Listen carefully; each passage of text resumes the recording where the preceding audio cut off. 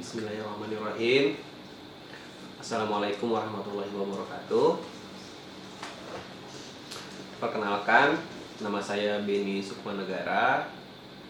Saya menjabat sebagai Kepala Pusat Teknologi Informasi dan Pangkalan Data UIN Sultan Syarif Kasim Riau. Selamat datang juga saya ucapkan kepada seluruh adik-adik mahasiswa baru UIN Suska Riau tahun ajaran 2020. Hari ini saya akan mencoba menjelaskan mengenai fasilitas dan layanan IT yang digunakan untuk mendukung proses akademik dan perkuliahan di lingkungan UIN Suska Riau. Yang pertama adalah kaitannya dengan infrastruktur internet.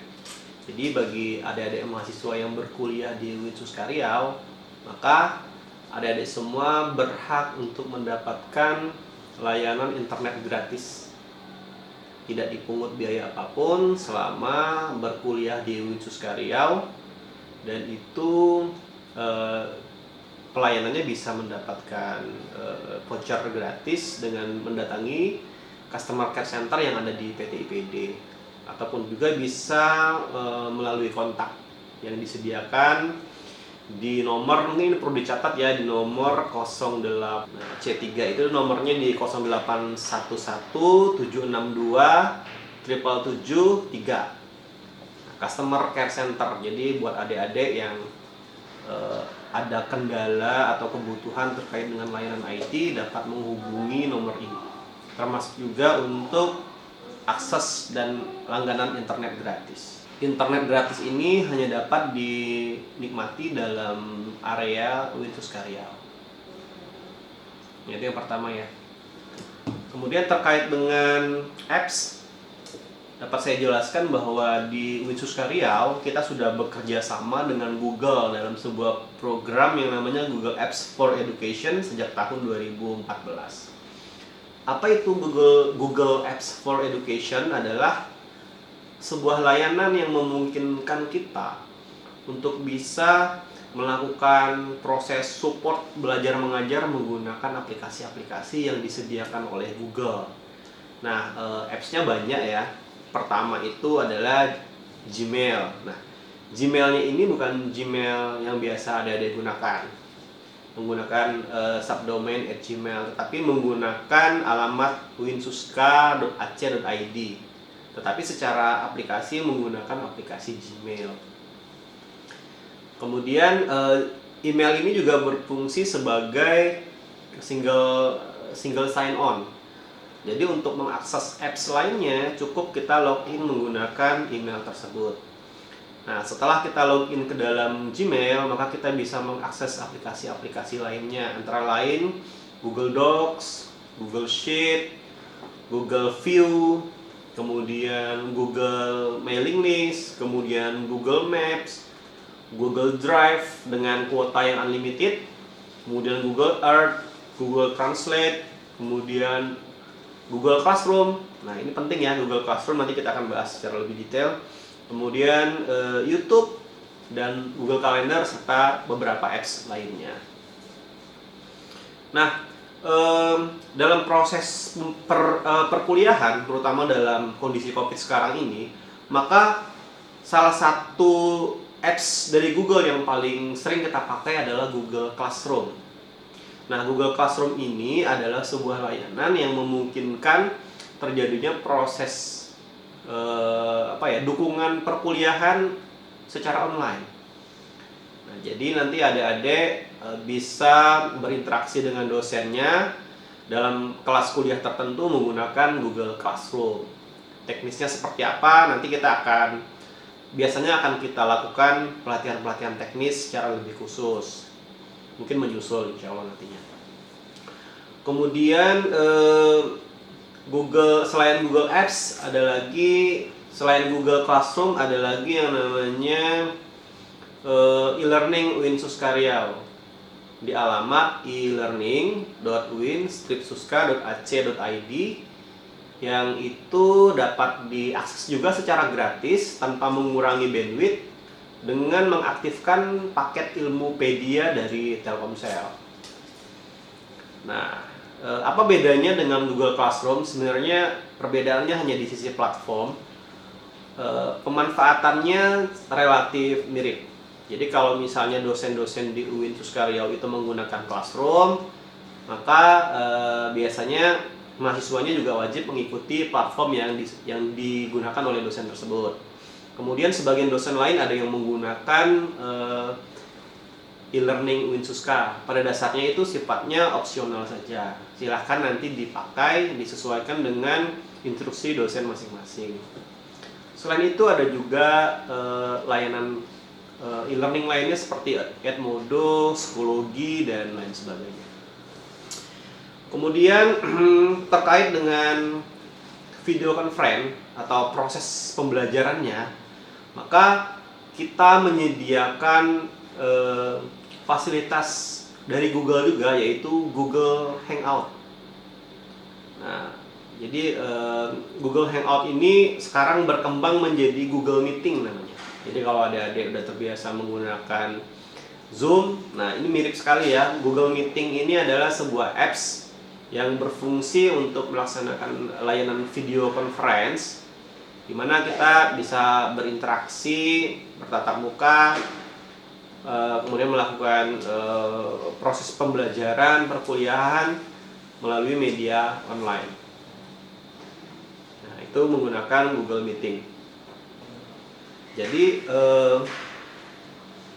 UIN Suskaryau selaku kampus yang juga telah lama mempersiapkan infrastrukturnya menggunakan perangkat-perangkat teknologi informasi, kita berkomitmen untuk mempersiapkan mahasiswa kita pada era baru yang kita sebut sebagai era teknologi informasi, di mana saat ini kita melihat bahwa studentnya itu berbeda dengan student atau mahasiswa di era-era sebelumnya.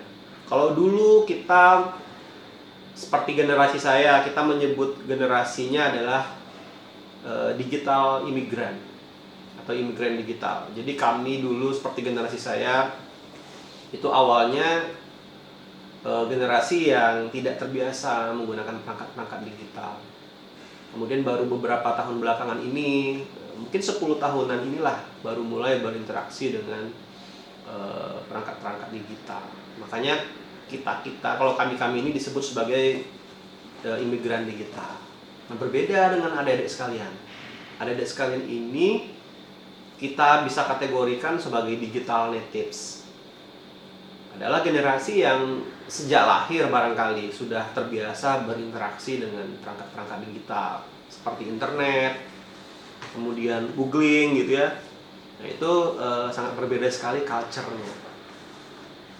Mungkin kalau di zaman saya akan kelihatan canggih ya, wah ya, misalnya kalau kita belajar itu nyarinya di googling. Nah, zaman itu mungkin sesuatu yang istimewa. Kalau sekarang sudah menjadi kebiasaan bagi sejak dari anak-anak SD ya, bahkan TK saya pikir itu kalau mencari materi pembelajaran menggunakan internet. Bahkan nyarinya udah pakai speech ya. Tidak harus menggunakan teks, bisa menggunakan speech. Nah, generasi ini kita sebut sebagai digital natives. Saya yakin adik-adik sekalian itu kita kategorikan sebagai digital natives. Nah, treatmentnya tentu berbeda. Adik-adik sekalian tentu karena culture yang berbeda, maka proses pembelajarannya juga akan kita support menyesuaikan dengan perbedaan culture ini. Makanya tadi seperti yang saya sampaikan di awal, kita sudah mempersiapkan infrastrukturnya, kemudian kita juga menyiapkan metode-metode pembelajarannya, kemudian kita juga menyiapkan metode-metode untuk melakukan monitoring dan evaluasi yang sesuai dengan metodologi pembelajaran tadi. Kemudian dari sisi layanan pendukung akademik, kita juga menyiapkan beberapa layanan pendukung, antara lain dapat saya listing sebagai berikut. Yang pertama adalah PMB online ya, mungkin adik-adik udah terbiasa ya menggunakan, terutama yang untuk jalur mandiri kita menyediakan layanan pendaftaran mahasiswa baru secara online. Kemudian yang kedua adalah ujian CBT. Ujian CBT itu juga kita kembangkan, jadi tidak lagi menggunakan ujian kertas. Kemudian kita juga mengembangkan mekanisme pendaftaran ulang dan penentuan UKT menggunakan sistem informasi. Kemudian kita juga menyediakan portal layanan akademik terpadu yang disebut sebagai iRise. Nah, iRise. iRise ini adalah singkatan dari Integrated Academic Information System, di mana iRise ini menyediakan layanan siklus 1 semester, mulai dari pengambilan mata kuliah atau KRS sampai dengan pengisian nilai. Nah, itu adalah proses siklus 1 semesternya. Jadi adik-adik nanti setiap semester wajib mengisi KRS di awal semester dan jangan sampai terlambat. Karena pengisian KRS ini ada jadwal-jadwalnya dan harap diperhatikan dengan seksama. Kemudian KRS ini diisi sampai selesai perkuliahannya. Misalnya adik-adik selesai sampai 8 semester, maka wajib diisi mulai dari semester 1 sampai semester 8. Di dalam iRise ini juga nanti adik-adik bisa melihat kartu hasil studinya atau KHS. Bisa melihat KRS-nya tentu saja ya, kartu rencana studi. Bisa melihat transkrip nilai dan lain-lainnya. Nah, itu adalah layanan yang disediakan di aplikasi iRise. Kemudian ada juga aplikasi lainnya yaitu terkait dengan persuratan. Nah, ada aplikasi yang namanya Siasi. Siasi ini adalah aplikasi yang digunakan untuk pengajuan persuratan secara online. Jadi adik-adik kalau mau ngurus surat tuh nggak perlu lagi datang ke kampus. Cukup menggunakan handphone, kemudian mengakses aplikasi Siasi dengan catatan terhitung sebagai mahasiswa aktif, kemudian melakukan pengajuan dan suratnya akan diproses. Begitu jadi tinggal diambil atau dikirim menggunakan email oleh fakultas. Nah, kemudian juga kita kembangkan layanan KKN online, kemudian ada wisuda online, kemudian ada beasiswa online, kemudian ada e-library, kemudian ada e-journal, ada e-conference, kemudian ada beberapa aplikasi tambahan seperti sistem informasi manajemen KP dan TA. Kemudian kita juga menyediakan mekanisme untuk pelaksanaan penilaian perkuliahan dan pelayanan secara online menggunakan kuesioner. Kemudian ada lagi sistem untuk portofolio dosen, tapi ini lebih ke dosen. Mungkin ada beberapa hal lagi yang perlu saya sampaikan terkait dengan manajemen perubahannya. Perlu kita pahami bersama bahwa kesuksesan dari